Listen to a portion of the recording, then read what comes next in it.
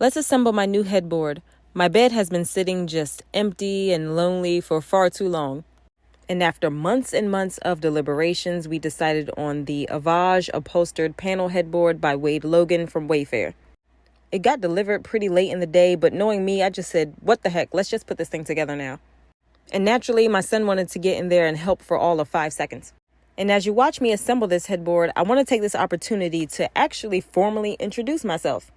My name is Gabrielle, and most people call me Gabby or Gigi or even just G. I'm from the DMV, more specifically, Prince George's County. I'm a fiance and mom to a very, very spirited 6-year-old boy who you will see make several appearances in this video.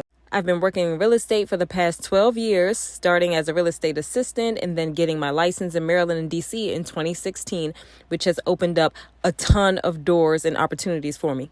In addition, I've also spent time working as a home stager in the DC area. Interior decorating and design has always been a passion for me ever since I was little. I always enjoyed going to model homes with my mom, just looking at how everything was set up and imagining myself in that space and really getting caught up in that. And as I was working as a real estate assistant, I also was working at Pier 1 Imports for a long time, where people would literally trust me to furnish and decorate entire rooms in their houses while they just sat back and watched. That time period really cemented my love for interior design. And apparently I love it so much that instead of actually moving my bed frame all the way away from the wall to attach my headboard, I decided to just scoot it like 5 inches and then climb on top to put the headboard in place and screw it into the bed frame.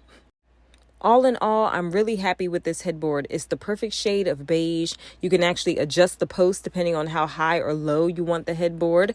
And also, it creates the perfect foundation for what's to come in this room. As you can see, that wall is still very bare. It's a lot of negative space.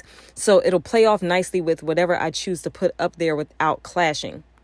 Thank you so much for watching and listening and for joining me while I decorate and furnish my home and even renovate it a little bit. We're nowhere near finished. I can't wait for you to see what's next.